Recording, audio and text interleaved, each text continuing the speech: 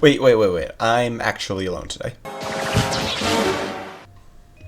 Hello everyone, my name is Fabulous Fish, and welcome to this bonus episode of Let's Play Nicktoons Unite. I am alone today because I really didn't think I needed to get everyone back together just for this epilogue video, so sorry for those of you who like the group dynamic. Today we are actually in the PS2 version of the game, because it has one exclusive feature that the Gamecube version does not. This is Nickelodeon Cross Save, which was a sales gimmick featured across the PS2 version of 4 Nickelodeon games released in the mid-2000s, being Nicktoons Unite, Spongebob Squarepants, Barnyard, and Tak and the Great Juju Challenge. This is only in the PS2 version of these games because Nicktoons Unite never actually had a release on the Xbox, and I do not know why it was cut from the Gamecube version of the game. Maybe space restrictions. If one has saves for each of these games on the same PS2 memory card, then they can earn different bonuses in each game. For Nicktoons Unite, having one save unlocks alternate costumes, having two saves unlocks a concept art gallery, and having three saves unlocks a pretty lacking cheat menu. You can turn on infinite stamina, or power as the game calls it, infinite lives, which just locks you at 99 on the life counter, unlock all weapons, which unfortunately is only the base version of every weapon and does not include any of the upgrades, and the super ground pound, which just kind of doubles the reach of your ground pound. Unfortunately, it does not actually make the ground pound deal damage, because that would have actually been useful, and there's no option for infinite money or unlocking all upgrades, which I would have really loved as a kid. Turning on the alternate skins unlocks different outfits for each of the main cast.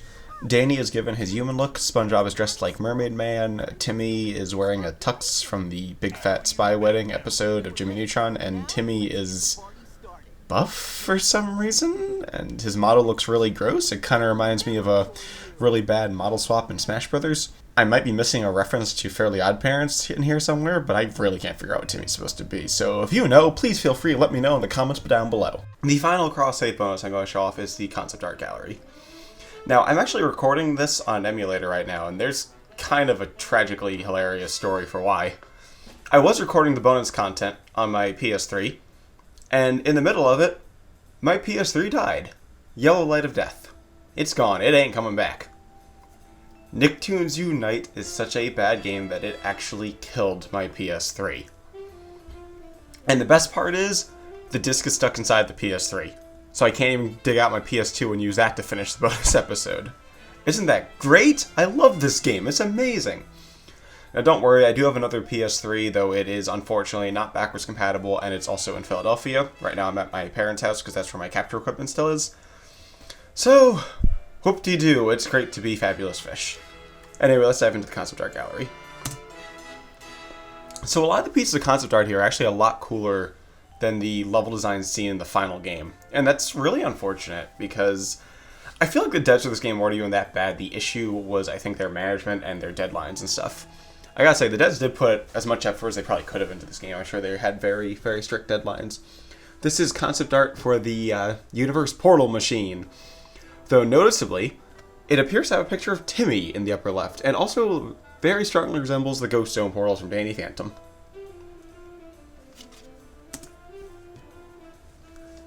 I'm not entirely sure what this is, though if I had to make a guess, this might be an early version of the Doomsday Trooper, which we renamed Spiky Spoop in our Let's Play. This is concept art of Vlad that honestly looks like it was just ripped directly from the show. This is for his meteor attack he used during his boss fight. Here's some concept art of both Cosmo and Wanda as Timmy's gun and backpack, even though Cosmo actually appears in a level. One thing that's actually kind of interesting is earlier on in this game's development, Cosmo and Wanda were not going to be Timmy's gun. He was actually going to be holding a wand as his primary tool. I might show that off. I'll show off the trailer for this game later. So that's interesting. This is concept art for the freeze glove ability that Timmy has, freezing to the gremlin enemies. So I think they're actually called grunts, but I like the term gremlin better. Ah, there's Plankton's really bullshit crab robot. I hate that boss. This looks like concept art for the first jellyfish, or for the Jellyfish Fields level. Noticeably, there appears to be cows, as well as an upside down squid. I don't know what's going on here, but honestly, this looks a lot more fun than the final game. Of note is the fact that there appears to be the teeter-totters from Battle for Bikini Bottom in here, so that's really cool. This looks like the Vlad throne room, the room where you fight Vlad in. So, not too much has changed here. This is concept art for the, what you call that? That's the Summoner enemy. I don't know what its official name is. I think it might just be Summoner. I used to have the instruction manual for this game, though unfortunately I don't, because I actually sold off my disc for this game, and then repurchased the disc a few years ago to a different Let's Play that never ended up getting uploaded or finished. And this is concept art of Professor Calamitous. There's kind of a running joke during the editing of this Let's Play between me and the other commentators that whoever the devs for this game must have hated Jimmy Neutron, because he only had one level and he didn't get his own unique boss fight. And I mean, he had a football helmet as one of his abilities. I don't think that had anything to do with the show. This is concept art for the final battle. Looks really cool, though I'm not sure where SpongeBob is. Looks a little different from the final version, but it's pretty similar. If I had to make a guess, this is probably concept art for the Goddard mini challenges. One thing to note is that it actually looks like the puzzles involve multiple players doing different things at the same time. Which in the final game there was kind of a problem where one player would do a puzzle and all the other players just kind of sit there and watch awkwardly. You can see the car, you can see teeter-totters, you can see the house, SpongeBob filling up a swimming pool. One thing of interest is there appear to be lawn gnome enemies on the left over there. I don't know what those are. And Jimmy's attacking a box for some reason. This is the Fleabot battle room. Fuck that boss. This is a Fairy Town. Remember, it's not Fairy World in this game, it was Fairy Town. That's Fairy Town.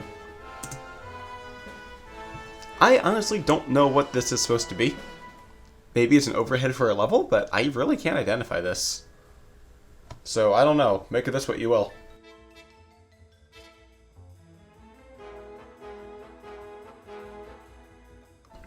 This is the final boss Doomsday Machine.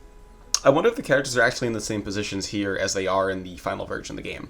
Of note, it appears that both Cracker and Calamitous' shield colors have been swapped for the final version, with Calamitous having the blue shield and Cracker having the yellowy orange one.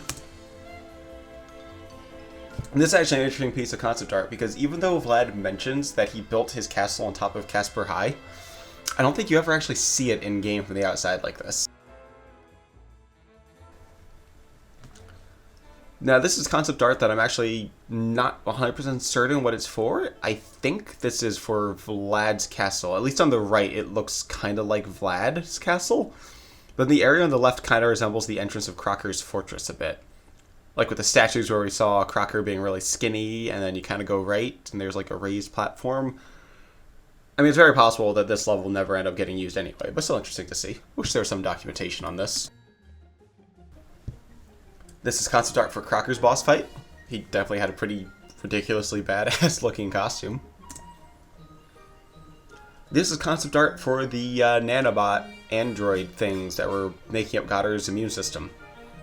Interestingly enough, they kind of resemble the aliens from Jimmy Neutron. I think this is an early concept for the Jellyfish Harvester. The final versions look incredibly different from this.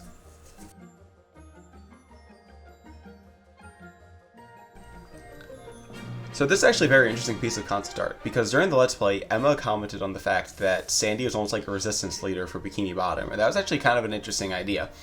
And this looks like Fish ready to fight back to take back Bikini Bottom, except for the guy on the left who looks bored. So if I had to make a guess, that's probably what this is, and it's really a shame that this doesn't really have any role in the actual game. This is concept art for an unused type of clam enemy. This looks a lot closer to the final version of the Jellyfish Harvester, though one key difference is that this harvester is being driven by an angry fish as opposed to one of the gremlins. This is early concept art for both the Plankton robots and the Ghost. The Ghost is the ghost pirates that appear in the Jellyfish Fields level, and they look a lot closer to the final design than the Plankton robot thing looks to its final design. Now that resembles the final Plankton robot a lot more, though I believe they cut the spikes around it, probably due to model polygon limitations. Here are two entirely unused pieces of concept art. The one on the left being a weird jackhammer enemy, and the one on the right being a robot armadillo that probably would have fit well into the Jimmy Neutron levels. Speaking of Jimmy Neutron levels, here's concept art for Calamitous' boss fight, which was never used, in which he would have been piloting a giant gorilla mech. The text on the right mentions that you defeat him either by him revealing himself by opening the cockpit, or with the players having to blow open the cockpit during the fight. So, this right here very strongly confirms to me that this game was planned to be a lot bigger than it actually was. And honestly, like we said many times in Let's Play, this game is such a brilliant idea and had the potential to be amazing. So it's really a shame that this game turned out to be one of the worst games I've ever played in my life. And mind you, I have a collection of over 450 games, so I kind of know what I'm talking about when I say that it's a bad game. I love bad games. This is concept art for the Spiky Spoop enemies, or the Doomsday Trooper if you want to use their official name. The one on the left was completely unused. It looks like it would have shot a laser out from its base, which would have been really cool and probably would have screwed up Katie because she wasn't very good at dodging slow-moving lasers. And the enemy on the right looks to be a lot closer to the final design, though it has a very derpy-looking face. This is concept art for the flea bots. I believe the one on the right is the one that they end up using. The one on the left doesn't really resemble them too much. This is concept art for two different fish enemies. The one on the left being a fairly standard normal fish that just has sharp teeth. The one on the right being a cool robot fish. This is concept art for the chum bucket with a bunch of chimneys coming out the top, which really doesn't actually make the chum bucket any bigger. Those are just chimneys. I don't think there's any people in there, though it certainly looks cooler. So interestingly enough, after the end of the jellyfish factory level, you do appear to be in the opening area of the chum bucket. So I think at one point it was supposed to be revealed that the jellyfish factory was the chum bucket, but that actually never got addressed in this game, because as I said before, this game was very clearly rushed and they made a lot of cuts in order to make their deadline. I don't know what that is, but that resembles an enemy from Kid Icarus. Now this also ties into the idea I mentioned before about resistance groups fighting back with the Secret Service agent fairies, as well as a military-looking fairy. Again, this would have been so cool if this game just had way more time put into it. It could have actually been a really good game. I presume this is concept art for the fairies you had to rescue in the Fairy World level, though I don't really think any of these actually resemble the final fairies, because they are really ugly models in-game. Concept art for both the Summoner and Vlad. Concept art for an unused ghost, as well as an unused, really badass angel-looking enemy that kind of almost resembles Clockwork from Sly Cooper. Concept art of the zombies that were possessed in the second level of the game, Amity Park. Concept art for the giant Vlad statue in Vlad's castle. Noticeably, you can see the library over on the right, which was used, as well as the staircases up the middle. This actually resembles the final room greatly. More concept art for the zombies from Amity Park. More concept art from the zombies for Amity Park. This is the meat monster from the first episode of Danny Phantom. Well, unfortunately, this ended up getting used, because this would have been a really cool reference. I don't know what that is, but that looks awesome. It's like a ghost lion thing with a flaming mane. Why didn't they use that? Concept art of the gremlin up close. This is concept art of an unused Timmy ability, I guess, like a radar of sorts. I'm not sure how that would have been used, but maybe for solving puzzles. Concept art of Katie's favorite ability, absorbing. Concept art of a gremlin trapped in a bubble, which also wasn't used in the final version of the game. And concept art of Timmy holding a bazooka, which shot wands, fitting into Timmy's role as kind of the range character in this game. I believe that's it. Oh no, there's one more. Concept art of a gremlin spawning in. Oh, this is the last one, I'm pretty sure then. This is concept art of Timmy's gun, very close to the final design, though noticeably it does appear to have like a little scoper thing on his eye. Maybe he would have been able to snipe and they would have actually been aiming at one point in this game. That'd been cool. And that's all there is. Speaking of unused concepts, there is an unfinished test level in the game. I've had no luck getting it to load, but a user by the name of PokeGot4N has a nice video showing off the level. A link to the full video will be in the description below, as well as on screen right now if you can view annotations on your current device. Before we finish up, I want to go over a few oddities in the game. In the PS2 version, you can actually turn off the colored circles that appear below the characters that indicate which player is controlling them. This isn't done individually by each player, though. Turning it on or off will affect all the players on the current team. I do not know why this was removed from the Gamecube version of the game. It seems like a very odd thing to omit. During the Let's Play, we briefly explored Jimmy's lab, and you may remember that no coins actually appeared in the second tier of the lab. This was actually just a bug because the game is programmed really horribly and coins were supposed to appear in there, and you can see footage of these coins right now. In the Crocker's Fortress level, we found a giant hole in the wall. While just kind of dicking around in the game, Katie and I actually found a way to glitch through the hole, so you can see for yourself right here.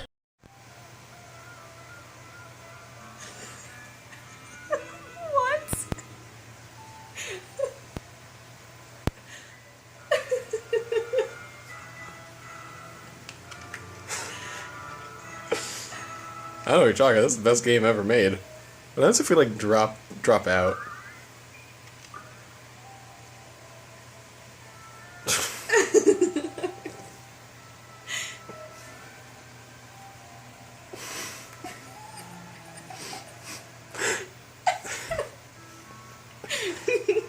Danny is just falling in an endless loop.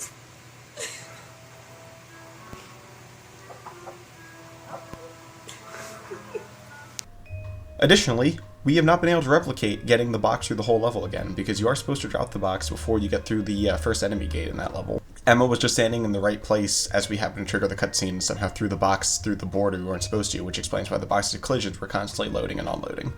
And finally, I have made a very simple mod that fixes the rather stupid button mapping of this game, allowing you to jump with A on GameCube and X on PS2, attack with B on GameCube and square on PS2, and use your special attack with X on GameCube and circle on PS2, which I personally think is much better button mapping. This will kind of mess with the button prompts that appear on screen because they're designed for the original game, but navigating menus should still be the exact same controls you're used to, and makes the gameplay a hell of a lot more playable. There is a link in the description below to download the mod and instructions on how to install it, which I would recommend if you want to play this game with decent controls. I don't know why you don't want to play this game, it's horrible. So I thought it'd be cool to show you some of the behind the scenes shots for the live action intro we did for Nicktoons Unite. I hope you enjoy this. This is the unedited original footage. It's not especially different from the final footage, but there are some outtakes, so feel free to watch.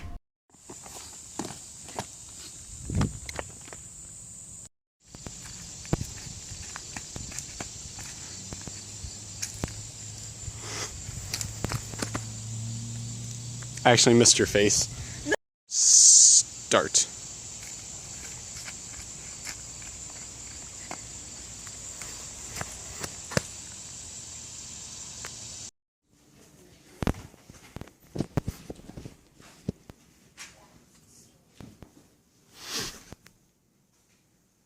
I like it.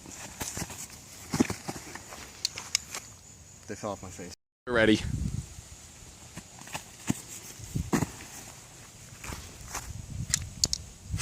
And that's just about it. Thank you all for watching. This has been Fabulous Fish, and please enjoy this footage I prepared of Katie rocking out to the song Cool Customers from this game's amazing soundtrack.